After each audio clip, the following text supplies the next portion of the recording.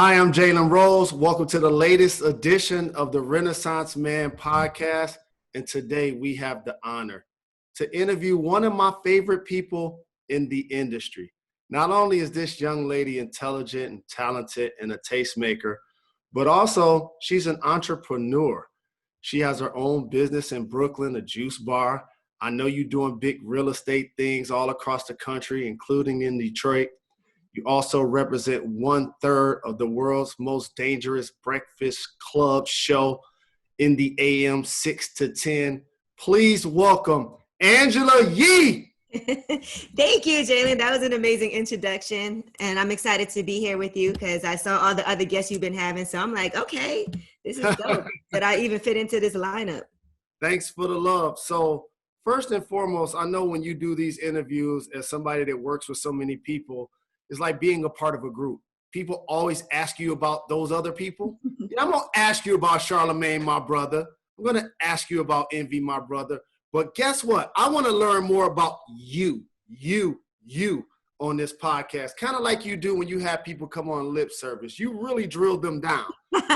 Make sure that we get a chance to learn who they are. So for those that don't know, how did you get into the industry? I'm from Brooklyn, and I think just at a young age, I just was around a lot of different people. And Brooklyn music was just so big for us in New York, just growing up. And when I went to college, I did a lot of internships, and I think internships are so important.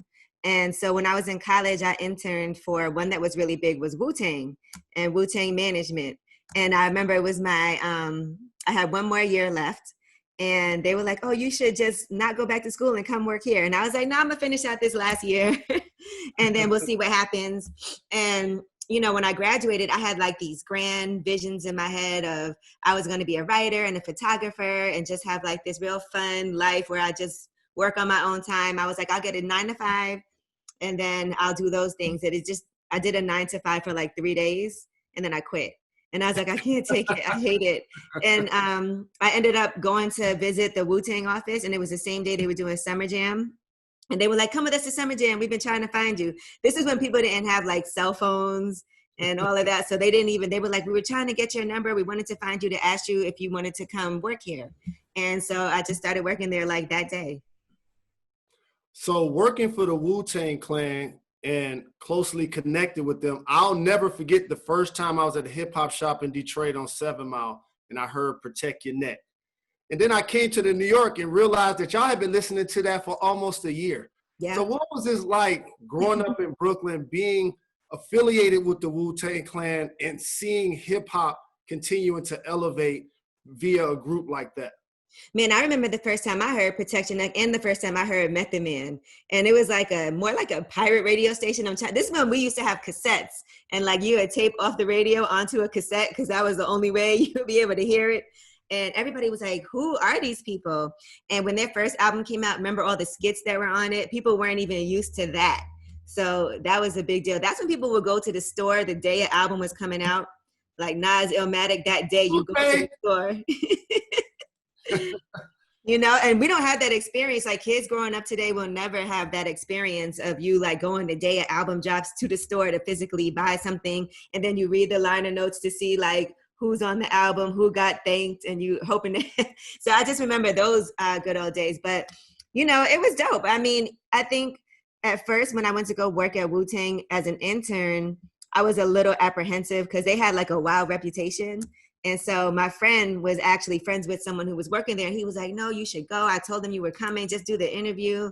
And I was like, okay. And they were actually the opposite of what you would think. Like they were very protective of me as a woman and super respectful. The only person that would say wild things was Old Dirty Bastard, but that's just who he was. You know what I'm saying? Like he would just say wild and we would just be like, all right, whatever. You never felt like he was going to do anything or he meant it. He just said wild things all the time. And I think, they are very gentlemanly, just as far as you think about when from the outside looking in, I was like, they're so wild. I don't know if I'll be okay working there. But when you go in there, you really feel like family. Like if somebody steps out of line or says something wild, I know they'll always have your back. I love the Wu-Tang Clan. They're the most innovative group in the history of rap music. Anytime you could give a microphone to more than 5 people and we know who they are and we fall in love with them individually, it's something outstanding only NWA can boast having. With that being said, I'm going to name a couple of Wu-Tang members. And please tell me what comes to your mind, your favorite song, your favorite moment when I mention Method Man. Oh man, Method Man. I think first thing I think of is Redman because that was like his other partner outside the group. Biggie, because obviously Method Man and Biggie had a good synergy. Mary J. Blige. And right now, Power Book too, because everybody's been watching him on there, and he had a sex scene last week. I was like, oh my God, I can't look at this. Right, it felt like watching your brother naked, huh? I never seen him in that character, and I was like, turn it off. How about my brother, who I'm rocking a Half Moon Caesar to represent his 20-year anniversary for Cuban Links, Raekwon the Chef. Man, Raekwon the Chef, the Purple Tapes, you know, he's amazing. Like the classic. And I think of Ghostface. Whenever I think about Raekwon, I think about Ghostface also. Ghostface Killer. Mm-hmm. Continues to spit bars. What about the guy that we mentioned? Shame on you, ODB. Man, it's kind of, man, his stories are the craziest. I'm trying to think of something I could say on here. I remember when I used to work in the office, he used to call there all the time and ask for petty cash. And I was like, Dirty, we do not just have petty cash laying around the office. I don't know what you think this is. And he'll be like, I need to go to the doctor. I need some petty cash now. Like I got into a fight. Somebody broke my jaw. I remember he said that one time. Yeah. And he was like, I need some cash. I have to go to a doctor. And the way the office was, is I had two bosses, right? Divine, who was Riz's brother, and RZA. And so it would always be opposite things. Divine was like, do not give him any money. And then RZA would call and be like, cut a check and just sign my name. And so it's like, I don't know who I listen to. Big shout out to the RZA, and that was the last person I was going to ask you about because I've seen how groups aren't as prevalent anymore, and a lot of it has to do with the business. And he was put in a unique spot, not only for production standpoint, but also a leadership standpoint because he was the person that helped, as they say, the Wu-Tang form like Voltron. So what do you remember about working with the RZA? The RZA, I think he was always very serious. Like he'll have jokes on the low though, but on the exterior, he's like an intimidating type of person until you get to know him. And he's actually really cool and super talented.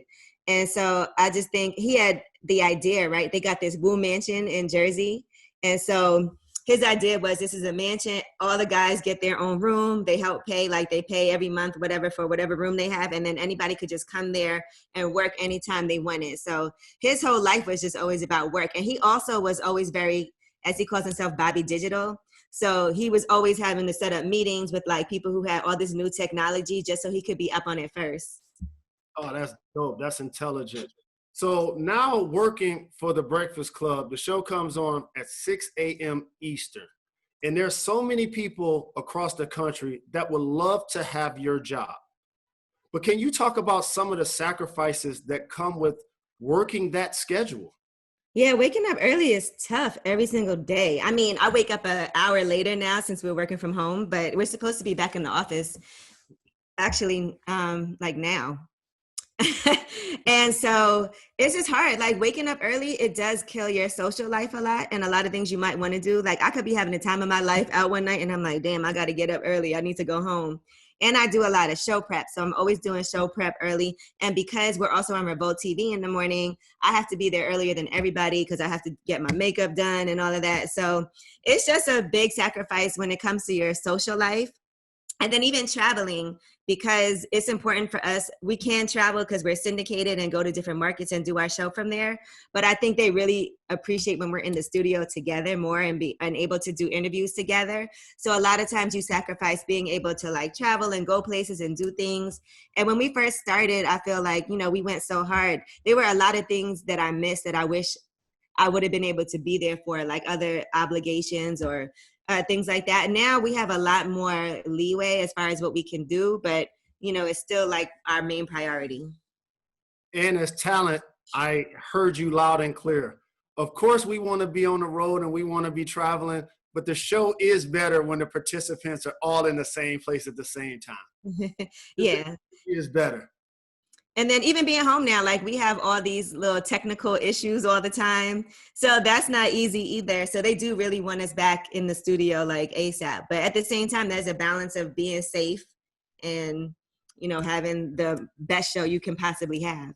What I've always appreciated about you is you've balanced your amazing personality with serious topics, but not allowing yourself to seem to make things personal. And that can happen when you work in media, in particular on a show like The Breakfast Club and on shows like Lip Service. What are some of the wildest moments that stand out to you from either one of those shows? I think when I used to do, and I know you remember when I was at Sirius and I did Lip Service, it was a lot wilder back then, I feel like. I mean, we used to have like a lot of porn stars and strippers. It was bad enough they had to get a curtain around our studio so that in case people was walking down the hallway, we had this big red curtain. We could just close the curtain so no one could see inside. And I think now it's just not as crazy as it used to be with people. And then I think, I'm sure, you know, like I think as a woman, a lot of times, you know, you don't feel so protected and people say things about you and it could not be true, but it doesn't matter what you say. Everyone has to weigh in and have an opinion. And, you know, people want to, I guess, feed into negativity. And so that's hard too. And then it's also a balance of being able to do your job, but also trying to be respectful to people. And I think I always try to strike that balance of being able to report certain stories, but also wanting to be respectful and not say anything about anybody like that I know. Like I think about things that my parents have to hear about me. That bothers me more than what anybody on Twitter or social media or whatever says about me. I think about like, damn, my parents have to hear that because trust me, they hit me about everything. And I always have to be like, no, it's okay. Calm down. You know, I'm not a bitch. But they know you. So they know those things aren't true, but it still makes them so mad. And it makes them like madder than I ever could be because I'm used to it. And so I think it's just having to like explain things to your parents. And I think about people I have to talk about on the show and that they have parents and they have family members that are actually listening and being like, damn, that's messed up. And if sometimes it affects those people more than it affects you. See, we've been doing this a long time, and it was pre-YouTube, pre-social media. I think the thing that has changed for celebrities and public figures, they understand that criticism comes with being a celebrity. Mm-hmm. It's not personal when I report something that you did and get my opinion on it. It's not, they don't mean that I don't like you. It don't mean that we didn't just take a picture at the most recent event. It just means that I'm doing my job. So what is that delicate balance for you? And give me an example of a person like I've had to do so many times, talk about former teammates and current teammates, of a person that you had to cover something that they did, but it made you feel a little bit uncomfortable because of your personal relationship with them. It might be somebody like recently Trey Songz, right? And he was in the news and they were saying some things about him. And, you know, women have said things about Trey Songz. Now, I personally have never seen him, you know, acting that way. He's always been really respectful whenever I've been around him or been places with him and like loves his fans and his Trey's Angels. But then when you hear those things, it's like, how do I report on this? Because I also never want to discount a woman's story at the same time. And, you know, sometimes people are different when you're not around and treat different people differently. And I take that into consideration too. Because I tell people all the time, I never seen that person act like that. And they'll be like, well, you're you. And they're not going to do that around you. So sometimes you feel like, I know this person, but then it's hard to say they wouldn't have done that because you can't say what somebody would or wouldn't do. Totally agree. And I want to also make sure I acknowledge, and I said it at the introduction, your entrepreneurial spirit. Tell us about the Juice Bar in BK.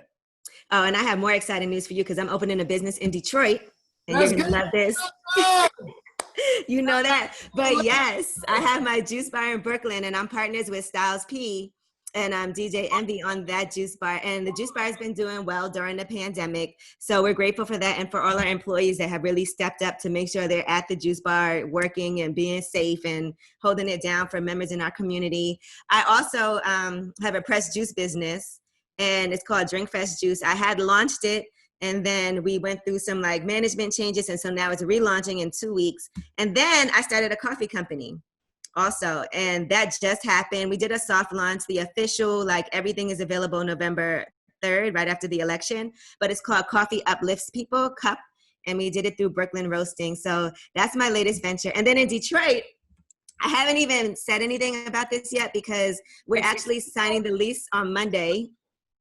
But I'm opening a store in Detroit, and it's going to be a hair store. So I'm really excited. Yeah, it's private label extensions here, and I'm so excited to open this in Detroit. They already have a location in Atlanta that does really well. And you know, Detroit, women in Detroit love to look fly and have their hair done, nails done. Even throughout all of this, women in Detroit just do it different. So I really appreciate that. Talk to us about why it was important. And shout out to Styles P. I just got a box from Pharmacy because I support Black businesses, and I'm gonna take a picture in this hoodie, and I'm gonna make sure that my people and I support you in BK, support you in Detroit, wherever you are.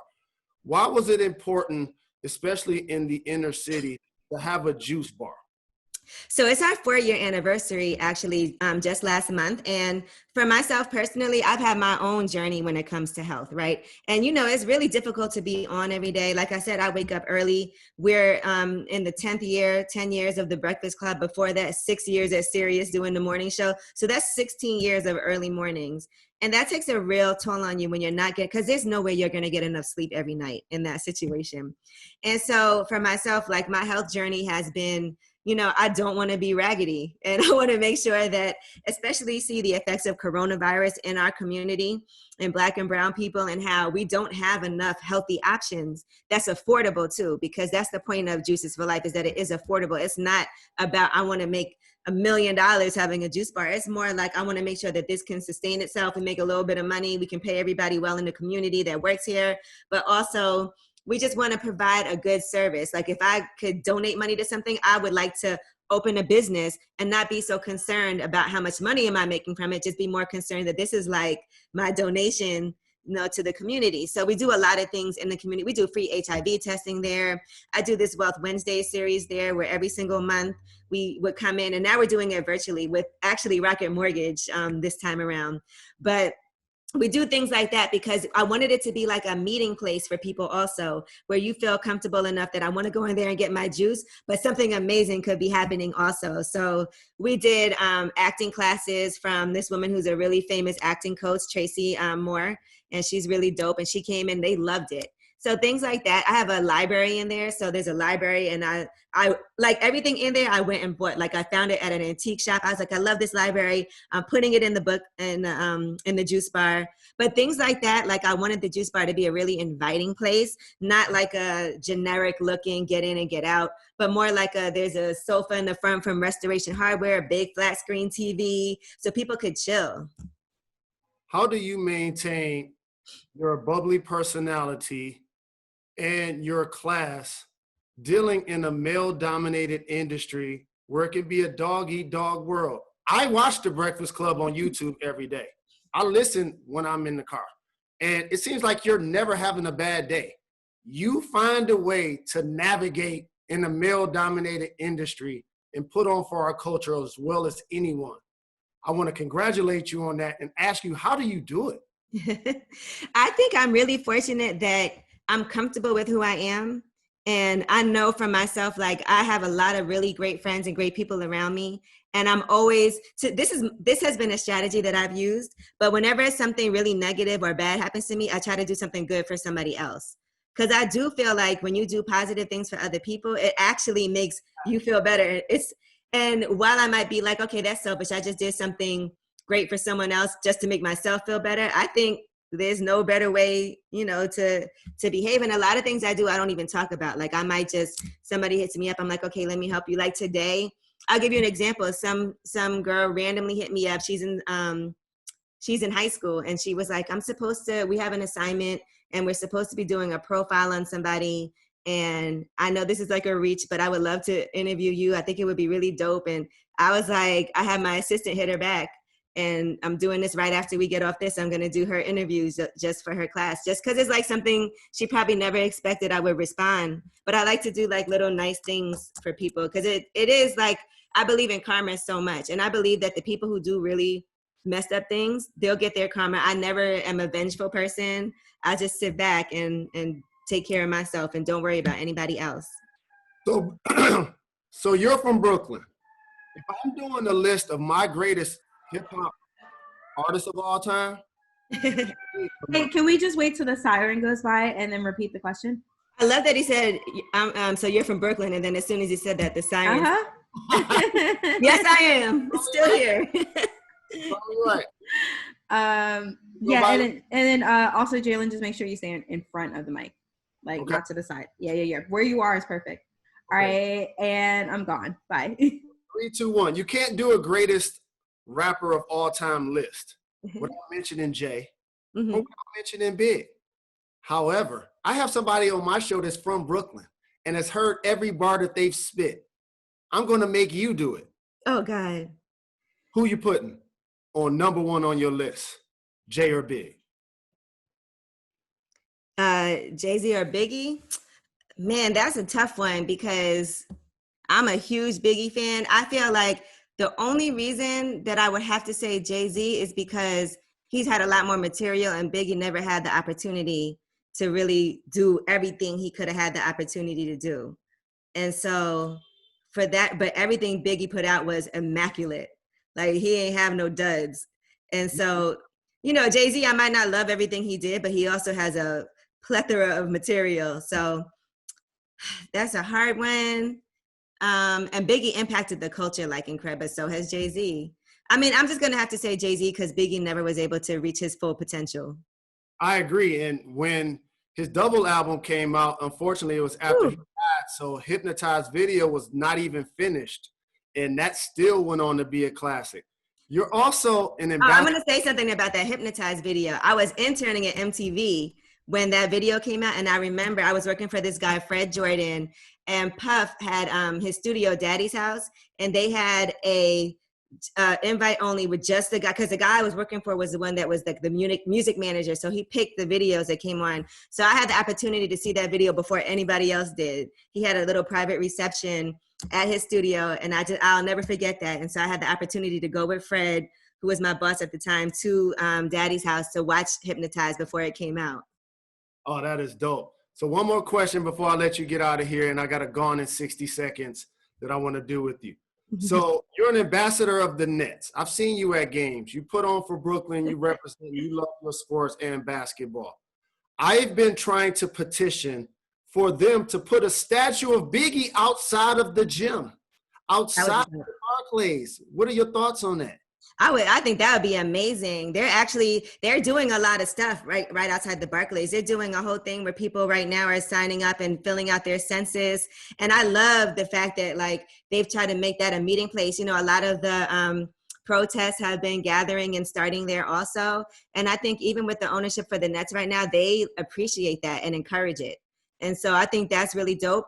I'm going to tell them you said that again. Thank you. Really hard. Thank you. And one more thing. So as an ambassador of the Nets, do you know that they used to have a Captain America statue out there? Jalen and Jacoby complained about it for 5 years, and they finally took it down. Captain America representing BK of all things. That is crazy. So before I let you get out of here, 60 seconds I'm going to put on the clock. This segment I call Gone in 60 Seconds. It's a rapid fire where I want to try to get you to answer as many questions as possible with all honesty, if that's okay, Angela Yee. Here we go. Okay. 3, 2, 1. Who has been the wildest Breakfast Club guest? Ray J. Favorite current female rapper? Megan Thee Stallion. What do you miss most about New York post-COVID? Dining indoors, but that just started again.